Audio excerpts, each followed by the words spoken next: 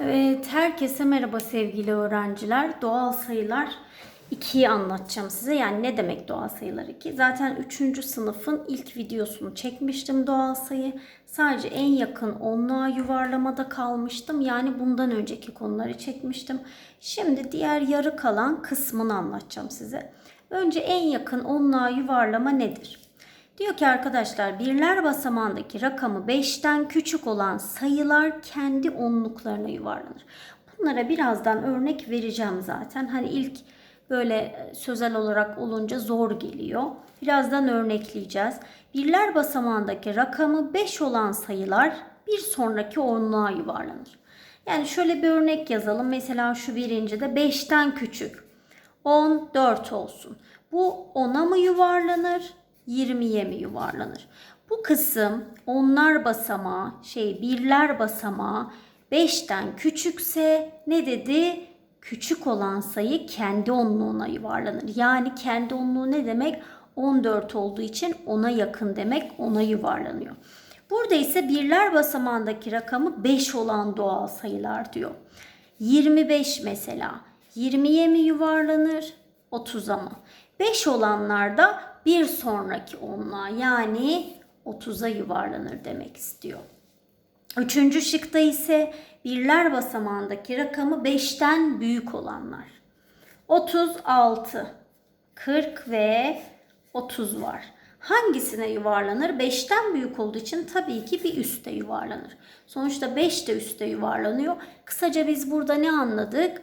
Birler basamağı 5 ve 5'ten büyük olanlar üst rakama yuvarlanır. Bunu zaten 2. sınıfta görmüştük. Şimdi burada bir örneğimiz var. Ayla Hanım'ın almak istediği ürünlerin fiyatlarını en yakın yüzlüklerine yuvarlayalım demiş. Biz şimdi daha onluğu gördük ama burada yüzlüğü sormuş. Ben bunu onluk olarak değiştireyim. Yüzlük değil onluğa yuvarla olacak. Ben bunu yanlış yazmışım. Şimdi onluğa yuvarlayalım. 219. Onluğa yuvarlarken neye bakıyorduk? Birler basamağına. 5'ten büyük mü? Büyük. O zaman bu 220'ye mi yuvarlanır? 210'a mı? Onluk dediği için orayı alıyorum. Tabii ki 220'ye yuvarlanır. 650. Birler basamağında 0 var. Bu nereye yuvarlanır? 660, 650.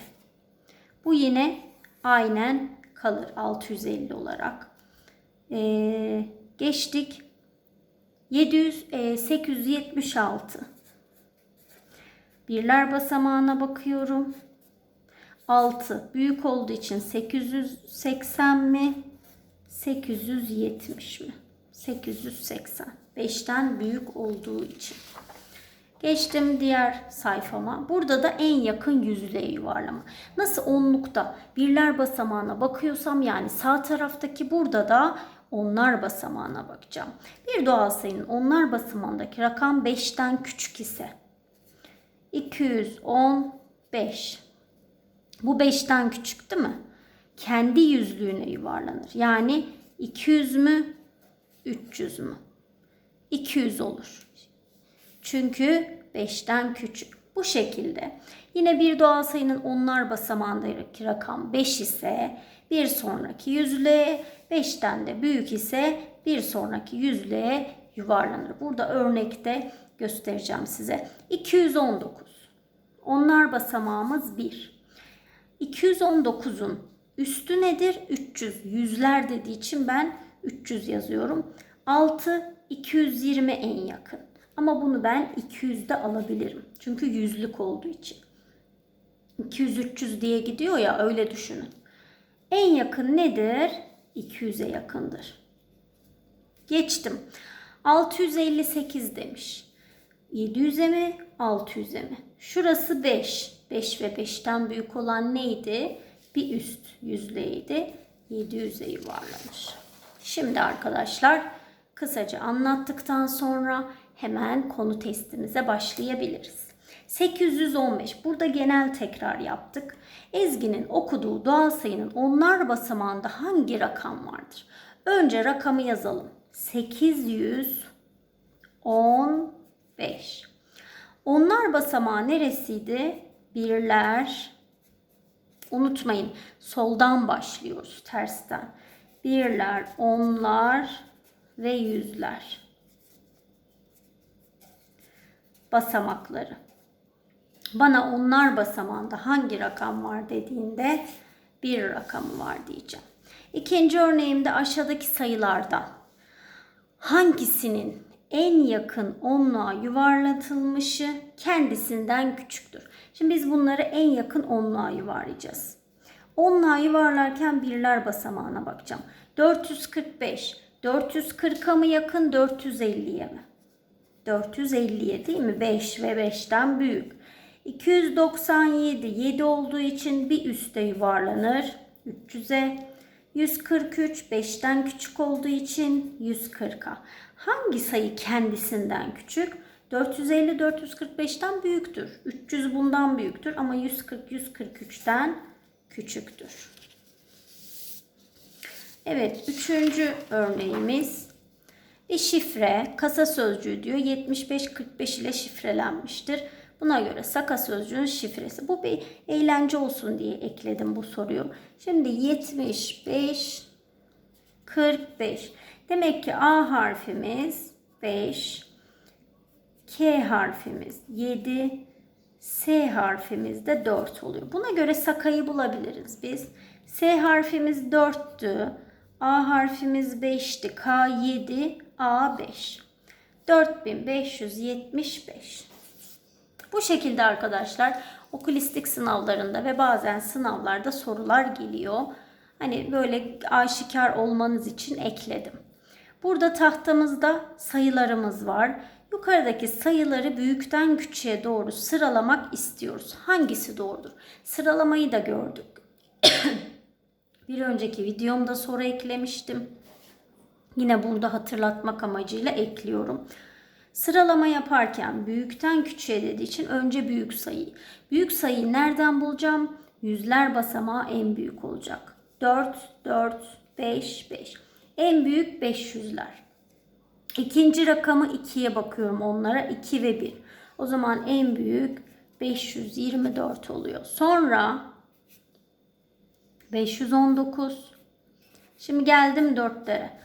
470, 492. Tabii ki 492 ve en küçük 470.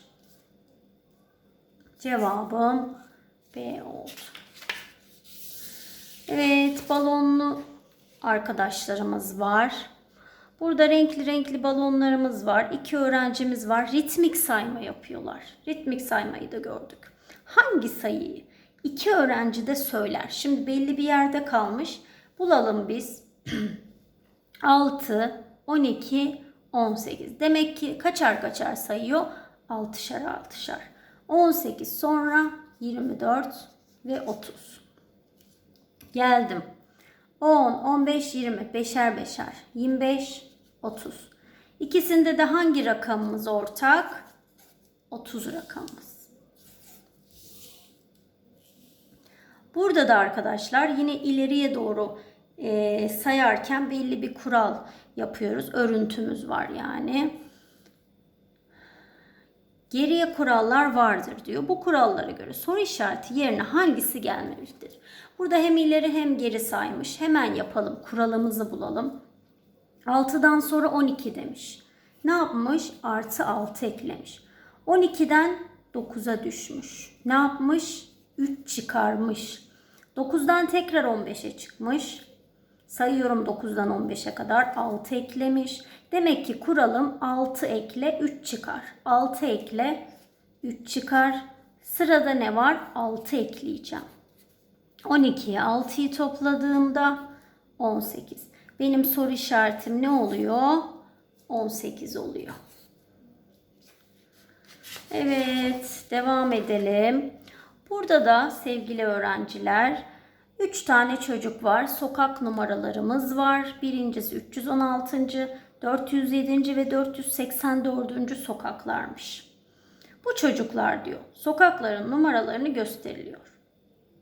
Hangi çocuğun oturduğu sokağın numarası tek bir sayıdır? Şimdi burada tek çifi size anlatmadım. Çok basit olduğu için. Hemen anlatalım. Çift rakamlar ve tek rakamlar var. Son rakamı, yani şuradaki 484'ün 4'ünden bahsediyorum. Sağdaki son rakamımız, yani birler basamağı 0, 2, 4, 6 ve 8 olan varsa bunlara çift rakam diyoruz. Geri kalan 1, 3, 5, 7 ve 9 oluyorsa son rakam, bunlara da tek sayılar diyoruz. Şimdi anladık. Bakalım birinci arkadaşın, yani şu A şıkkının sokağı tek mi çift mi? Neydi bu? 484'tü. Son rakamımız birler basamağı ne? 4. Yani çift. Bana teki soruyor. Geldim bu bir numaraya, 316. Sonu 6, 0, 2, 4, 6, 8 çift. Kıvırcık saçlı arkadaşımız ise 407 numarada oturuyormuş. Yani son rakamımız 7. Bu da tek oluyor. Cevabımız C seçeneği. 8. örneğimde 1, 3, 6 rakamlarını kullanarak oluşturulan en büyük çift sayı kaçtır? Bunları oluşturacağız. Çift sayı. Normalde en büyük sayı deseydi ben büyükten küçüğe 631 diyecektim. Ama çift dediği için 3 ve 1 ikisi de tek, o zaman 6 sona gelecek. 6 sonda. En büyük dediği için 3 ile 1'i de kaydırıyorum. 316 oluyor rakamımız. Şıkları yazmamışım. 631, 316 ve 136 idi şıklar. Hemen ne oluyor arkadaşlar? En büyük çift sayı dediği için 316. 631 direkt odaklandığınız sayıdır. Ama çift dediği için ben ne yapıyorum? Son rakama bakıyorum. Orada da cevap 6 olacak. En büyük dediği için de 316'yı alacağım. Evet, ufak aksaklıklarla beraber bu dersimizi de bitirdik. Bir sonraki videomuzda görüşmek üzere. Hepinize kolay gelsin.